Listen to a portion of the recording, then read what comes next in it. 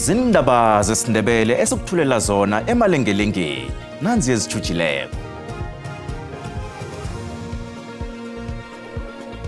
Izakhamuzi nabosomabhizinisi beThekwini basola umasipalata ngokubhalelwa kulungisa ihlelo lokukhambisa amanzi abe nenkhukhula bathi ngilo elenze umonakala wenkhukhula lo. South Africa therefore remains committed to fostering global cooperation in addressing the root cause of corruption. Ubukhohlakali likhwekhwe ekufuze lithindithwe emahlangoni wonke. Utsho ungqongqotjhe wezemisebenzi yembusweni nokuphatha akhuluma emhlanganweni wamazwe we-G20. I want to mention the names of organizations, but as you correctly say, there are some organizations that are suspected. Iphiko elikhethekileko labofokisi ama-Hawks aqinisekise ukuvulwa kwamadokhetha amane okuvukela umbuso okulandela insolo zokusatshalaliswa kwelwazi elidurhisako e-Amerika.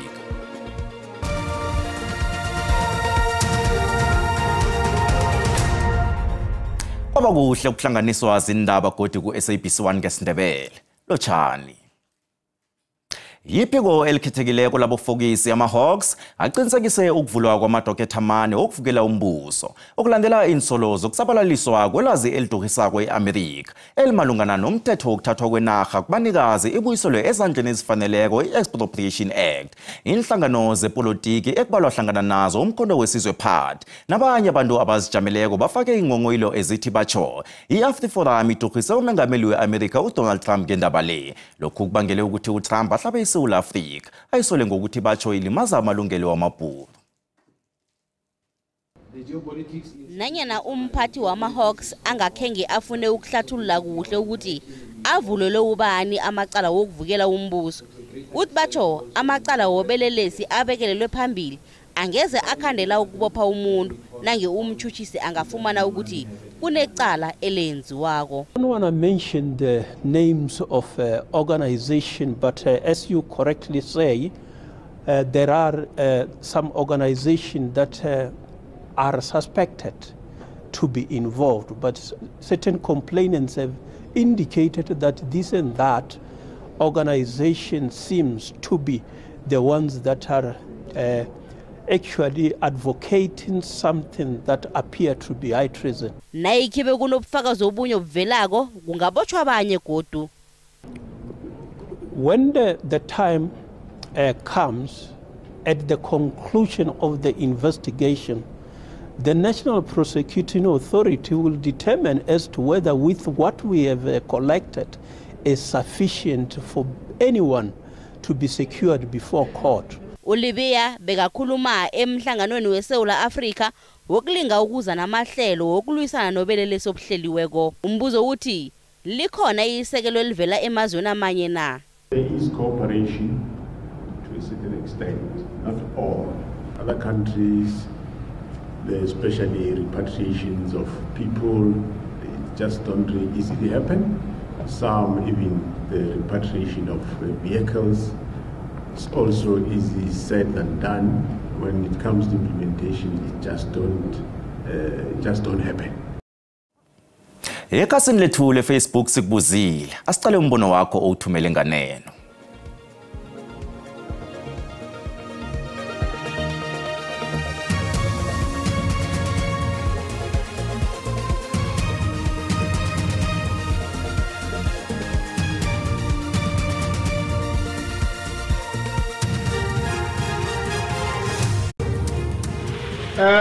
Make zame kucupha nazo iHawks ezimsasazi.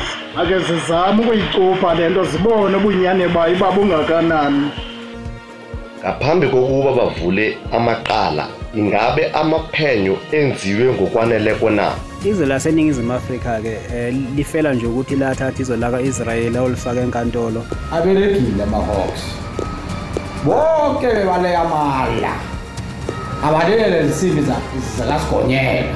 Laba bakhulume amanga ababotshwe idlanza nenyawo ngoba zinhlanganisa begodi babamenemene bamotshe khulu. Ababafunisise bebabotshwe. Baba ngihlangahlangano engaxoxakali. Engathana ingathi bahlala phasi babonisana abadosi phambili bamaqembu epolitics bahlale phasi hayi ukuthi ama-Hawks angenelela. Ama-Hawks benza into ehle khulu batry ukugobulula inarha le before ishabalala. Umbono onke wombukeli SABC ayizokuthwesa umlando wokuziphendulela kombono wombukeli. Izakhamuzi nabosomabhizinisi beTheku KwaZulu-Natal basola umasipala ngokubhalelwa kulungisa ihlelo lokukhamba kwamanzi. Bathi bachongilo elibangele inkhukhula. Isifundesi sibe nezulu elikhulu nelimbe emvekeni ezimbili ezidluleko. Kubhubhe abantu abasithandathu ngenxa yenkhukhula ezoneni ezindlu nomthangalasisekelo ivekele. Kusaraka ukuhlengiswa kwezinye ingcenya zedorobha ngemva kwezulu elisolo liwathela mlibe ivekele. Ezinye indlela ekabeni yedorobha leThekwini nendawo eziseduze bezivalwe mamanzi izolo. Bekwakateleleka nokuvalwa kwamanye amabhizinisi izolokho. Izakhamuzi zithusela ngokuthatha amagadango omthetho. Zisola umasipala ngokubhalelwa ukuhlokomela ihlelo lokukhamjiswa kwamanzi. Indaba le ngokuzeleko seyiza kutholakala endabeni zesisulu ngo-7 ebusuku. Ukulwisana nobukhohlakali yipi ezokuliwa ngiwo wonke amazwe amalunga we-G20. La magama akhulunywe nguNgqongqoshe wezemisebenzi yembusweni nokuphatha. Inkosi uMzamo Buthelezi avulwe ngawo umhlangano wokuthoma wokuthintitha ubukhohlakali we-G20 namhlanje. Amazwe amalunga we-G20 ahlangene eSummer-West eTlhagwini Kapa akhulumisana ngonobangela obukirikitshane nendlela zokulwisana nabo. Ubukhohlakali buhlathululwe njengesiqabo isithe sithusela idemokhrasi. This summit serves as a central effort to address the global challenge that undermines development, economic solidarity, and public trust. South Africa, therefore, remains committed to fostering global cooperation in addressing the root cause of corruption. Ubuthelezi uhlathulula ubukhohlakali njengomthelela wokungaphathi kuhle nobuholo obungakaqini. Corruption has far-reaching implications that are eroding and weakening trust in the public institutions, implications that are stifling economic growth and depriving millions of citizens of essential services and opportunities. Emhlanganweni wamalanga amathathu lo wakamazwe amalunga azokukhulumisana ngokuqinisa isithunzi somkhakha wezomphakathi ekuzokuthuthukisa ukuthathwa kwempahla kukhuthazwa ukuzibandakanya ngokulingana qalelelo khulu ukuvikela kwabahlabi emkhosi. Inkampani ezizijameleko zithi ingomuso leposo lizokuya ngokukhambisana namajuguluko amatsha khona. Lokhu kunjengombana umnyango wezokuthintana obawisekelo lemali esikhwameni esisekela ngemali nokufumana ababelani abazokwakha ubudlelwane nokusebenzisana. Iyachukuchukuluka ikoro yezokuthintana ephasini lonke sele kuthuthukiswe namahlelo wokuthunyelwa kwemilayezo ngama-email ebewathatha isikhathi eside ukufika. Ngaphambilini isapo ibhalelwa amahlandla amaningi ukusungula amahlelo azokuthuthukisa idijithali iwachugululele emahlelweni wesimanje manje. If you go back to the classic iteration of what postal services were meant to be, postal services fulfill what we refer to as a universal service obligation, which was obviously to connect as many human beings for as cheaply as possible. So when you look at the type of footprint that a post office would have, it was in fulfillment of that particular mandate. The problem with the South African Post Office is that its mandate never really kept up with the times. Njengombana iposo ifuna ukuhlelwa ngobutsha, ungqongqotjhe wezokuthintana uSolima Latsi uvulele imbawo zamalunga amatsha webhodi ukubekelela phambili amahlelo wabotekniki azokuthuthukisa ukuhwebelana kunye nokuthuthiwa kwepahla. Umengameli uCyril Ramaphosa uphasisa umthethomlingwa wokuvuselelwa kweposo ngoNobayeni umnyaka opheleleko. Nakusenjalo umnyango wezokuthintana uthemba ukuthi uzokuhlanganyela nababelani abazijameleko ukuthi bandise iminikelo yabo. The ability to adapt, I think, has been lost. So we still find that the old post office of the 80s is still trying to digitize the old post office of the 80s. The same scenarios, the same paper processes they're trying to turn electronic. They're not adding new digital options. Ngo-2023 iposo yafakwa ngaphasi kwesandla sabaphatheli nebe ikweleta imali engange 8.7 billion. Ngemraro ekhulako yemali ngaphakathi kwekampani le kufuneka isizo lemali ehabako ebalelwa ku-150 million. Kanti njenganje ikampani le isebujameni obungasibuhle. Nasibuya entolo.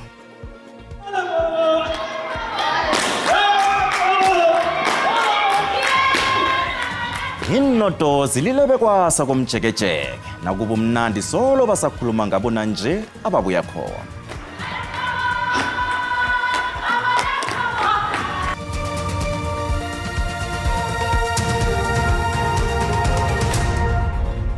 Indaba zisekhona mbukeli kanti nazi kuphundileyo uyazithola ku YouTube, SABC Plus, TikTok, X na ku Facebook. Ingikhulumi ezikhambele umnyanyawo komjekejeke zibuke ingonyama yamaNdebele uMakhosoke wesibili ngokusingatha umnyanya omkhulu okhanjelwe baholi abavela emazweni ngamazwe, abosopolitiki nengikhuluze embusweni ezibuya emfundeni ngokuhlukahlukana kwazo. Zilechonga lezwi linye bona isitshaba samaNdebele kufuze sibumbane ukuthuthukisa ilimi, isitshaba kunye nesiko lamaNdebele. Konke lokhu kuvele emnyanyeni wakomjekejeke ebewubanjwe ngepelaveke esibuya kiyo bekwamenyezelwa nelanga lokuphuma kwengoma. Ababikindaba be-SABC uPhilemon Sikhosana noComfort Masombuka basihlanganisele nasimbiko.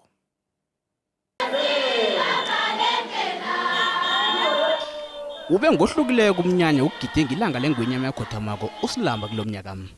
Kuphume iminyango yokubusahlanganyela nendaba zamasiko ngokuhluka kwayo ukuthoma kophezulu kuya kemfundo emibili sempumalanga kunye neGauteng. Ingwenyama yamaNdebele uMakhosoke wesibili ekhulumeni yakhe ilanga umemezele ilanga lokuphuma kwengoma njengombana abasobesa abakhulile bentwana. Ingoma engonyameni izakuba nge-21 zika-April emakhosaneni nge-22 zika-April.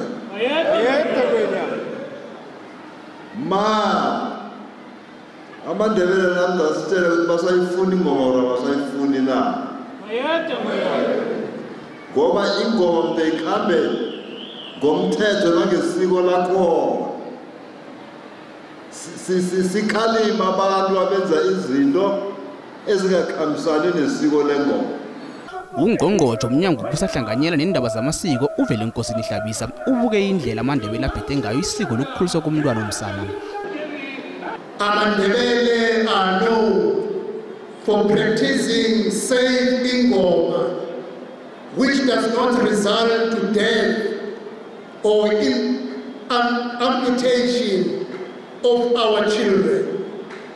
We want to account to the people of South Africa that as COGTA, we believe and support ingoma as our culture that defines who we are, and we are of the view ingoma must be promoted, protected, and taken from one generation to the other.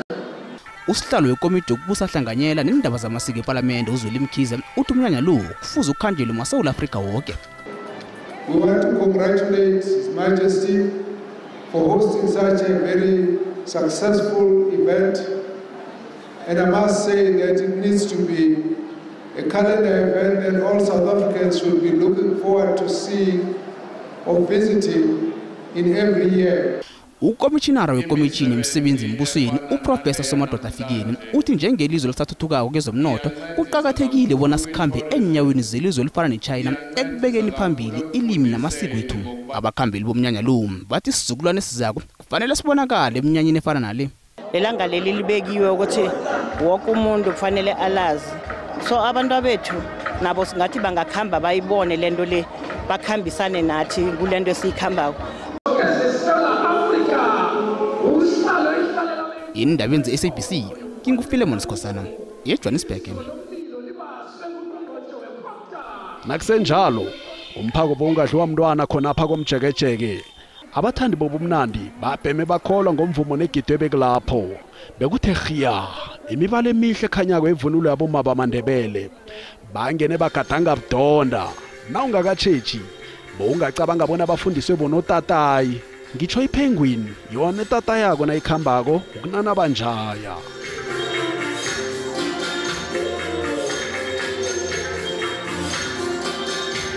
Ngahlanye nabo baba bebangakazi bekuphasi bebaphelele ngamanaka imichocho nemporiyana ngendlela ebebafanelwa ngakho bowungafunga bona babelethwe bavunule njaya.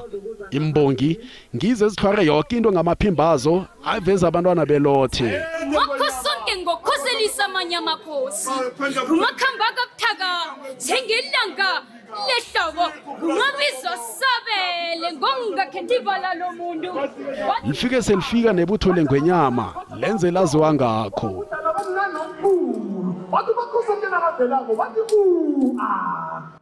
Iphimbo lomvumo wengoma zesikhethu ongumakekere uDohotera Nothembi Mkhwebane lichiya ubuzikazikana endlebeni zababukeli ngesikhathi asikimisa indlovukazi. Ngikare amakhosi beka maningi ngokuhlukana kwento kanje kwendawo nangama-trust bengingabazi mara nje sengiyabazi ukuthi e-trustini lakuphi ukhona ubaba muphi. Umvumo siwuthabele khulu nabathandi bethu baphume ngendlela ebangaphuma ngayo bawuthanda umvumo esikhethu abantu bekhethu. Kuthena rhwacelako bafika abanye abavumi besikhethu ekubalwa kibi sayi-Plus Boys, u-NGM, uNduna Nezakhe, uKhulugasa, amatshatha ngubo, impeperembe nabanye bayitshisa kangako ingoma. Akhange basale naboma bagidu 1 banande becasa kuthemba.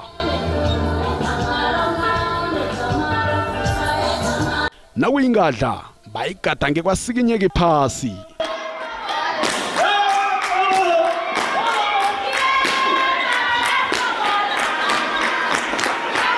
Nezule belina ngomvimbi akhange liziliye begodwa liziphathamise insondo zihlatshwe ngobunjalo bazo lapha endabeni ze-SABC. Nangu Comfort Masombuka ngikuphakela zona ngomjekejeke ehlagwini yePitori eGauteng.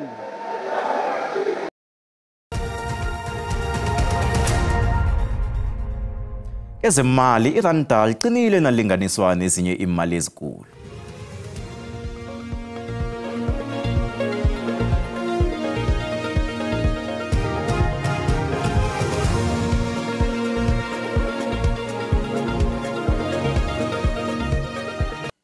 Akwande sihlahla bekuyiphela veke ekulu komjekejeke ayiphelike emlonyeni wabaningi indaba le. Nina niphethe ziphi ngapho? Siyathokoza Bongwe silotshisa umbukeli okhona usekhaya. Hlangana nendaba esiziphetheko namhlanje kungomvulo bekade yavele ekhotho umsolo weminyaka ema-28 ekusolwa ukuthi batsho wakata umntazana weminyaka eli-13 obudala lapha esifundeni seLimpopo wagcina sele anomntwana umntazinyana loyo. Ngale kwalokho izakhamuzi zalapha eHenry nasifundeni seMpumalanga kumasipala weSteve Tshwete kuvela ukuthi batsho sekuzimveke embili zonke banganawo amanzi. Sizokheke sitshingena lapha-ke esifundeni saKwaZulu Natal. Izakhamuzi zalapha eThekwini zithi umasipala loya ubeqisa amehlo akabathathele ehloko kunendingo ezicakathekileko ekufanele bona azilethe batsho akazilethi. Hlangana nokhunye-ke batsho-ke bangele ukuthi kube nengikhukhula khona lapha esifundeni saKwaZulu Natal eDurban. Ngezihlangana nezinye-ke siziphetheko namhlanje.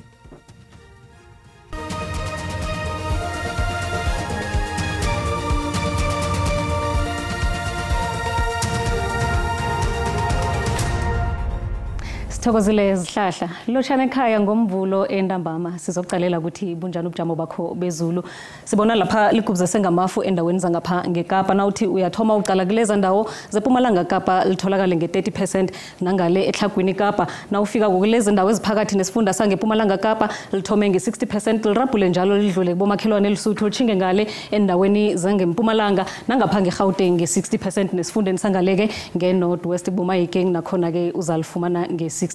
Nasithi siyokuhlola kusasa ukuthi ngakhani bunjani ubujamo bezulu sithola lapha ke lisavalile Kapa ikungu le ozayibona ngale ngejingalanga yenarha yeSouth Africa abantu batsheje bayelele kanti ke 30% kulezi ndawo ezinye zangapha ngeNorthern Province angithi lapha ngeNorth and Cape kanti ke eUppington nakezinye indawo litholakala nge-60% ngezinye indawo eziningi zangale ngePumalanga Kapa nakhona nge-60% nangale ke endaweni zangeFreystata endaweni yeSewula yesifunda lesi kanti ke ngale ke ngesifundeni sangeKZN nge-60% ikungu ke ozayibona ekseni nawutshayelako utsheje khulu esifundeni sangapha ngePumalanga Kapa ukuthinga ngale ke esifundeni sangeKZN. Sithole lapha ke isilemukiso nasithi siyasicala lapha mijijo eduma kumbi esifundeni sangeGauteng ukuthinga ngale ke esifundeni sangale ngeNorth West endaweni zangale ngokumayikeng abantu batsheje namhlanje sikilobu busuku kanti ke kusasa imijijo eduma kumbi ibuyela ngale eKZN ukwehlela enzase ePumalanga Kapa nangale ke ezinye indawo zengeNorthern Cape nangale ke ngeWestern Cape. Siyakusuduka ukuthi ukwazi ukubona ukuthi ukuthi anjani amazinga wokuchisa kukusasa ke ngemva kwamadina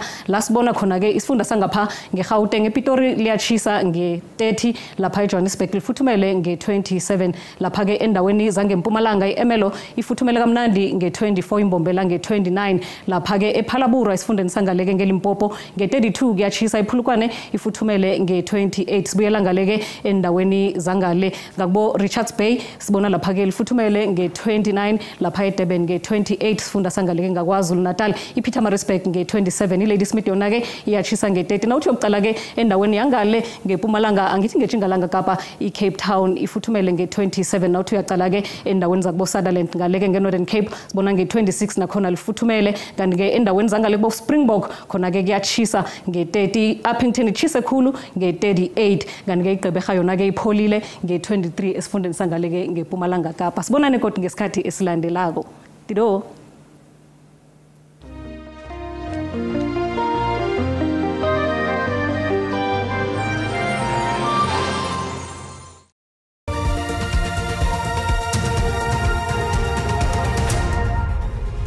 Ziphelela lapha indaba esikuhlanganisele zona namhlanje lendaba etafuleni lesindebele kanike kusasa nikaphundwa ngezesiswati indaba iukhobongile